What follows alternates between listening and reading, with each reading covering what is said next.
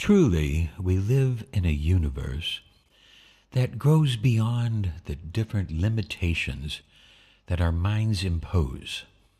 We talk about the normal life and the normality, but what is normal? Is normal average? Is normal something that we just see every day? If we have this idea, we miss the miracle of just breath, the in and out, the miracle of life. But we call that average. We don't understand that it's miraculous. We don't understand all the processes. Our scientific mind is just so limited in not understanding. And there's an indeterminacy now, they tell us, that everything has an indeterminacy. Nobody's really sure. But we do know that there's a consciousness of life. And we interact with other conscious beings.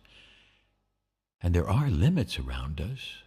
There are rules, like on a checkerboard, chessboard. But those rules only apply on certain boards, and off that board we have a different set of rules. Cross the border into a different country, and there's a new set of rules, a new set of ideas. If we go down into the small, we get quantum physics, not thermodynamics, a new set of rules, because it's a new chessboard. And what we start to understand with this indeterminacy and this flexibility and the consciousness principle, truly synchronicity, the idea that things just happen. You had the idea of somebody calling you, and they do. This synchronicity of ideas, this morphic resonance as it's been referred to, this is really more the way we really truly are. Small minds will fight this at every turn because they want to return to the safety of their limitations, the safety of normal, average. So they rationalize, they twist, they lie to themselves, they forget their experiences, and they don't talk about them. It is only the greater spirit that will then see the beauty of the spiritual world and the synchronicity and the messages, because everything around you is a message from this God consciousness, a signal, a message that you should listen to and be one with, not blindly obeying, but considering and listening and expanding your awareness and relaxing into the moment of a beautiful, wondrous life. With this idea, we now know that we need to expand our ideas and recognize that many, many more things are possible beyond the limitations of our normal life. Many, many things are possible. So now we've collected stories for you of the so-called supernatural, but who's to say that that isn't the natural? We're going to give you stories, and I submit these stories for your approval. Stories of ideas that will challenge your ideas of normal and average and expand your consciousness to open to the majesty of the magic and recognize that there are messages, there are spirits, there is communication. And I submit for your approval these stories.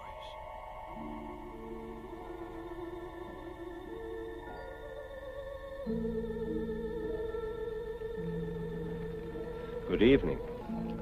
Tonight, I'm going to tell you another strange and unusual story of the unexplainable which lies behind the veil. Tonight's story was developed from a report contained in the files of the Gloucester Historical Society. Like many others which I have come across in the course of my research, it involves happenings of which we've long been aware, but for which there are no satisfactory explanations. Captain John Elwood of Gloucester, Massachusetts, had been a long time at sea, but his first thoughts were not of his wife and his home. If they had been, perhaps none of this would have happened.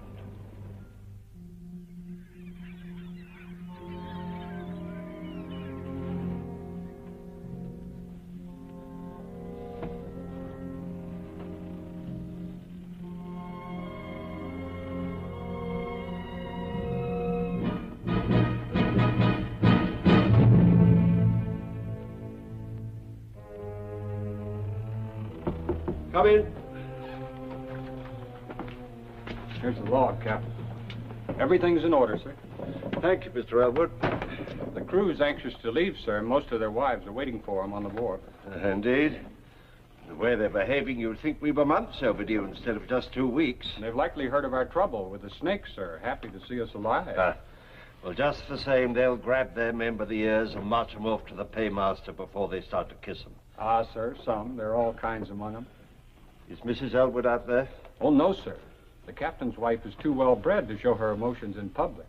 Indeed. I want you to do something for me, Mr. Logan.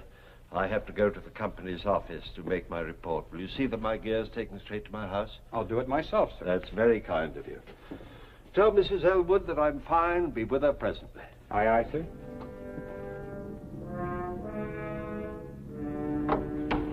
Just put it anywhere here, Mr. Logan. I do appreciate your coming. I was so worried, what with the hurricane and reports of the plague. Oh, it wasn't the plague, ma'am. Oh? Well, just a lot of poisonous snakes that came aboard while we were in Florida. There was talk that some of the men died. Aye, 2 seamen. 3 others were bitten, but we saved them. It must have been a terrible experience. We were finding snakes, ma'am, all over the ship 2 weeks after leaving the wharf. Did the captain say how long he'd be? No, ma'am. Just said to tell you that he'd be along. Presently. Well, best be getting his dinner. Yes, ma'am. Thank you kindly, Mr. Logan. You're welcome, ma'am.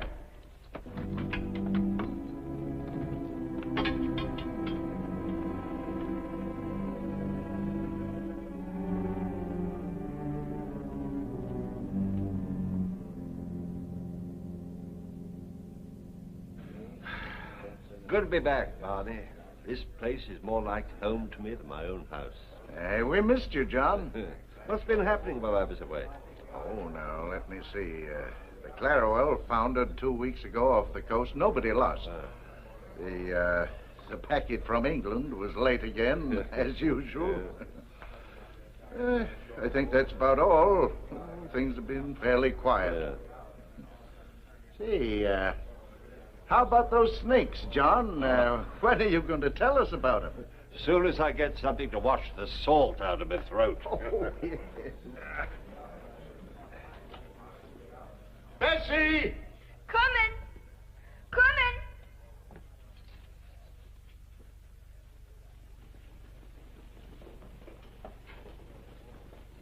And all of a sudden, there they were, slithering up the lines and the gangplanks like so many fiends of hell.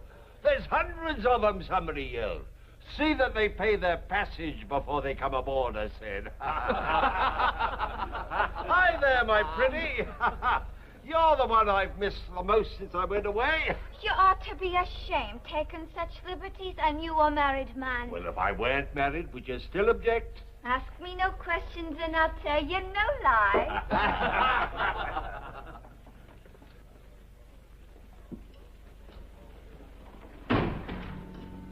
Afternoon, Mrs. Elwood. Good afternoon. I'd like a bottle of that Spanish wine that Captain Elwood favors. I think he'd enjoy it with his dinner. Be supper, more'n likely, ma'am. Club's having dinner in his honor. But I'll get it for you.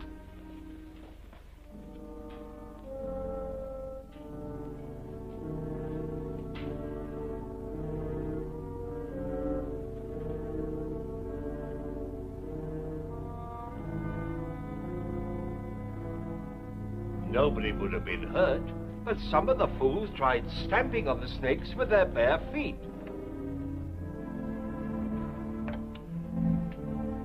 Excuse me, gentlemen.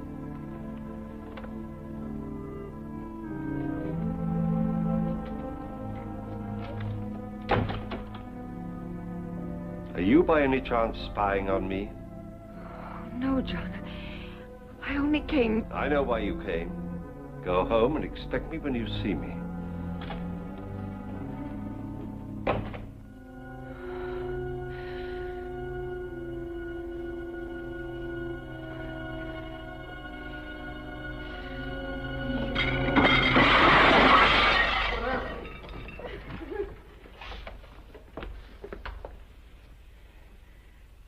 they charged the spoilage to me, Captain Barney.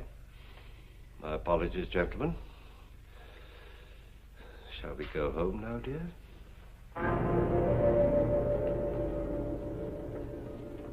You humiliate me in front of my friends. You spy on me. I'll never do it again. But I wasn't spying, I swear it. I only wanted to get a bottle of wine for your dinner. And the table. Was that part of your affection? I don't know what came over me. John, all the time you were gone, I missed you so. I prayed for you. And when you turned your back on me, I wanted to strike out and hurt you as I was hurt. I'm so ashamed. Well, you should be. I'm sick of your explanations, sick of your apologies. I'm sick of you, Ruth. No, John.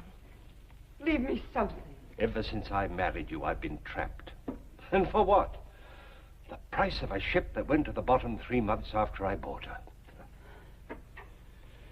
You needn't have said that. I knew why you married me. I knew my father's money made up for the fact that you didn't think I was gay and amusing like the other girls were. I knew my friends were laughing at me because they knew why you married me. But it made no difference. I loved you. I still love you. Oh, you're talking nonsense. No, John. Please hear me out. Let it alone, woman. You're digging up things that are best forgotten.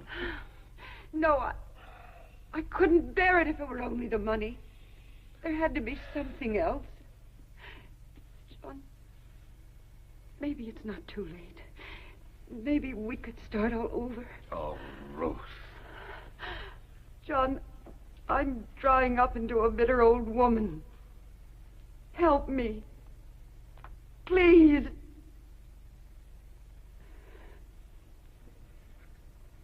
I'll unpack your things.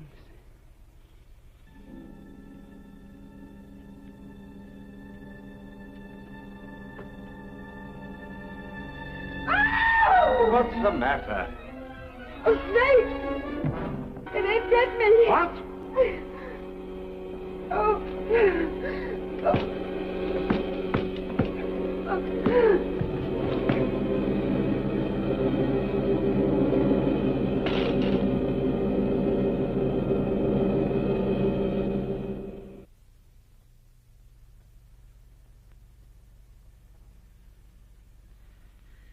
John? It's all right, Ruth. The snake. He's dead. I killed him. So I've taken care of your hand, and the doctor will be here soon. I don't think we'll need him, though. I'm sure I got all the poison out. You saved my life. Well, there wasn't much else I could do. You could have let me die. Why didn't you? Don't be foolish. But you could have. And if you had, you'd be free. No more arguments. No more trouble. You could do as you pleased. But you didn't. You saved my life. Oh, John, maybe we can start all over. Maybe. Try to get some rest, Ruth. I'll get you something warm to drink.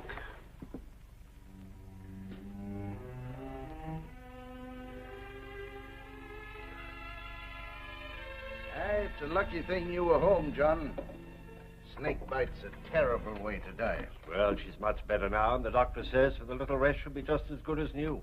You're thankful for that, I'll wager. Oh, I can't wait to sail again. Always more trouble ashore than when you're at sea. And I can't make any money just sitting here, much as I like it. Speaking of money, here's something that'll make you sit up and take notice. The widow Smith got a letter from London this morning. Seems an uncle died and left her £20,000.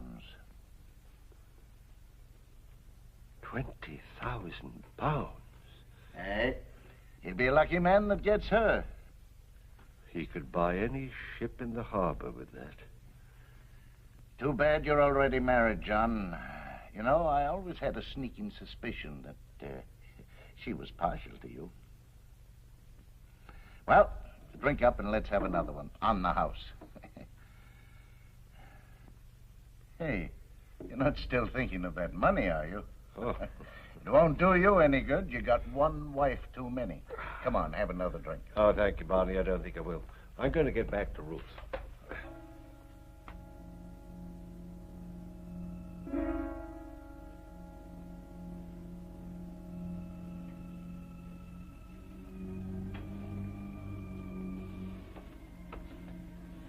Ruth? Yes, dear? I've been thinking over what you said. Maybe what happened this afternoon is a sign for both of us. We will make a fresh start. Oh. By Harry, I'm going to take you with me on the next voyage. I'll fix it all up with the owners in the morning. Oh, John, I love you for the thought. Are you sure you want me to come along? Why, of course I do. Oh, I've been very selfish about the whole thing. Seeing new places, doing new things, and you've just been left alone here in this old house. No wonder you were unhappy. No, it's not that at all. I love our house. Well, you want to come with me, don't you? Yes, of course I do. But I warn you, I'm not very good on boats. Huh? I get sick. Oh, nonsense. Couple of days at sea and you'll be just like a regular old sailor. Besides, I want you to come. John, you won't be sorry. From now on, things will be different. Yes. From now on, things will be different.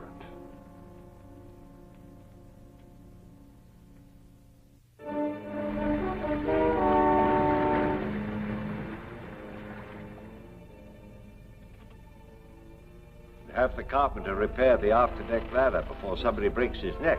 Aye, sir.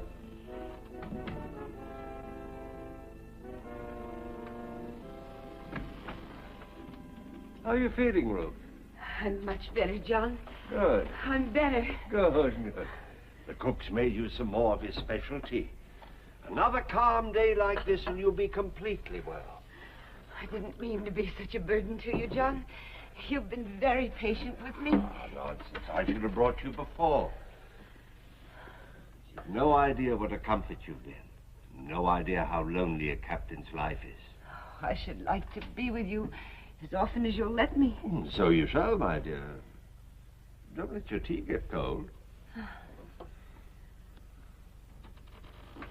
You know, I dozed for a while and I had the strangest dream. Oh, I hope it was a good one. Yes.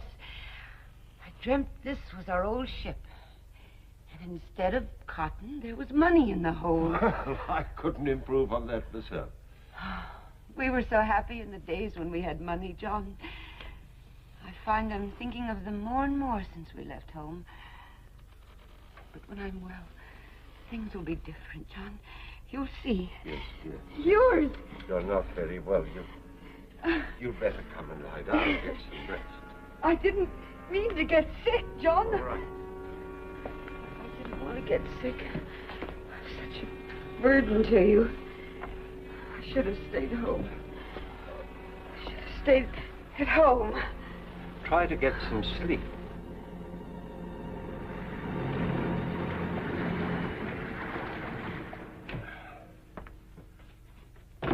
You asked me to see you after my watch, sir. Yes, I did, Mr. Logan. Frankly, I'm very worried about my wife's illness. You've always been handy around the sick, and, well, frankly, I thought maybe two heads be better than one. Yes, sir. I wondered if you'd take a look at Mrs. Elwood, too. I'd be glad to do anything for the missus, sir, if I can. Good.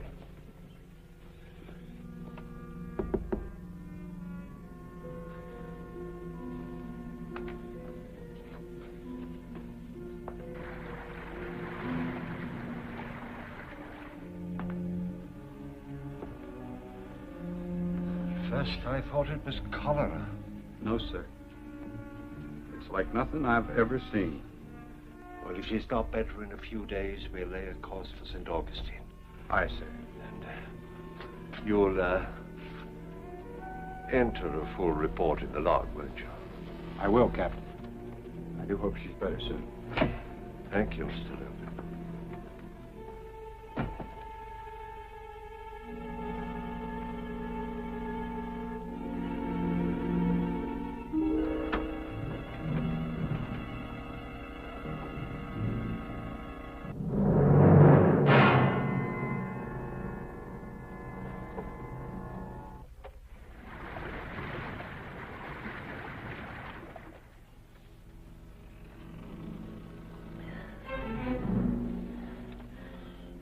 Are we to St. Augustine, John? We hit some rough weather during the night. Slowed us up. Rough weather? I didn't even feel it. You were unconscious, I'm afraid. We must get there soon, John. We will, dear, we will. Now try to get some rest. I have to go up on the bridge.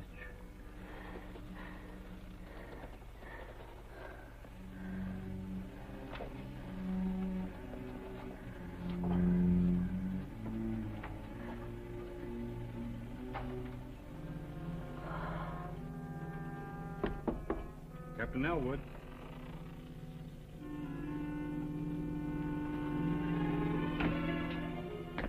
Sir, we're way off our course to St. Augustine. If we don't turn now, we'll I'm never well make- aware of our position, Mr. Logan. My order stands. We stay on course for Jamaica. But I looked at Mrs. Elwood yesterday, sir. She won't last that long. My wife and this ship are my responsibilities. She'll be alive when we get to Jamaica, I warrant. As you say, sir.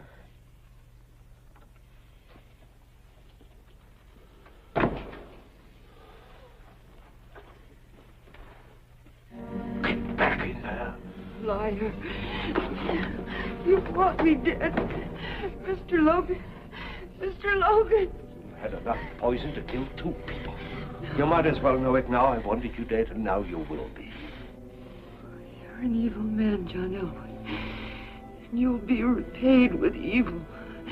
You... Oh.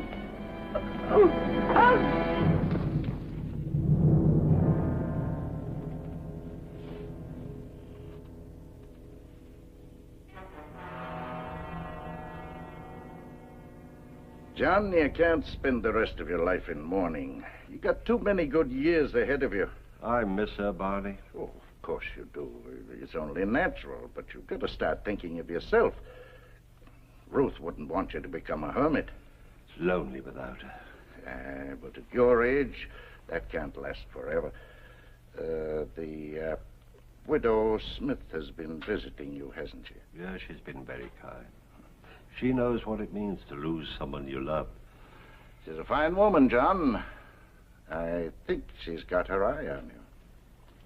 Oh, nonsense, Barney. I'd never think... Oh, I'll give you a year. Nobody expects you to wait longer. And, John, it's time you got out of the house now. Think so? I do. We're having supper tonight in honor of a new member.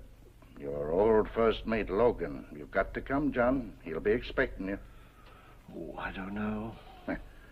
I'm giving you orders. Now stop acting like a lost puppy. All right, Barney, if you say so.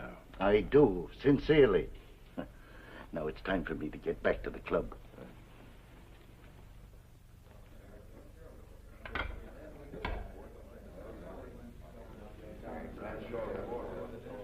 Why, Captain Logan. Congratulations and welcome to the club. Thank you, Captain. I haven't seen you since the inquest. I feel I owe you an apology. You were right and I was wrong. I should have changed course for St. Augustine when you wanted me to. Makes no difference. Now. But it might have, and you were trying so hard to help her, you almost gave me the impression at times that you thought I wanted her to die. Gentlemen, gentlemen. The food is on the table, gentlemen.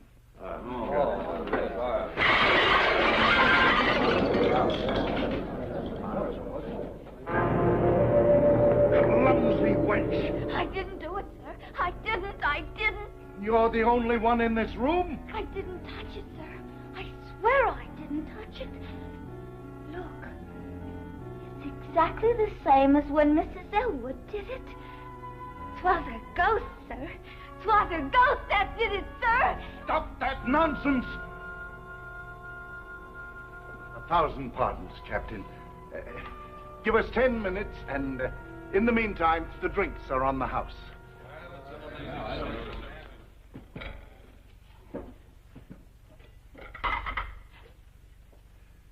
Now, get out, both of you.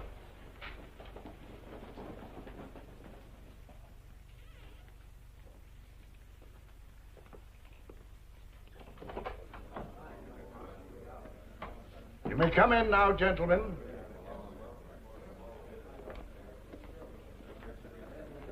Twas the gale did it, gentlemen. Saints preserve us. 'Twas her ghost. Her ghost. No.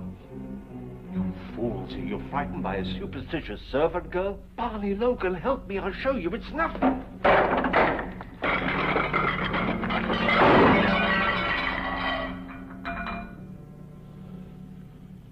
You're behind this, Logan.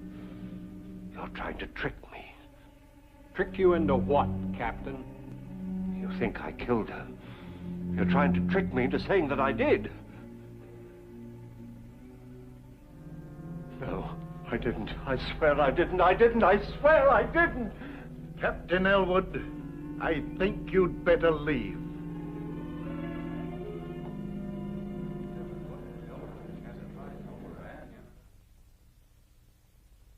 Aye, he finally got a ship, if you could call it that.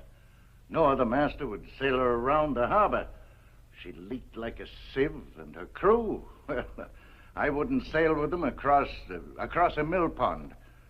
But 'twas all Elwood could get, so he took her. Captain Barney. Gentlemen, have you heard? It's the Coverly. That's Elwood's ship. Aye, her crew's just been brought into the harbor. What happened? Nobody knows.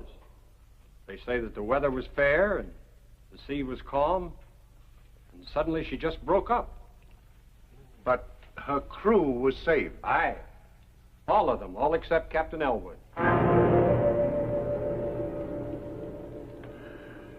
It's retribution. The devil has claimed his own. Gentlemen, the food is on the table.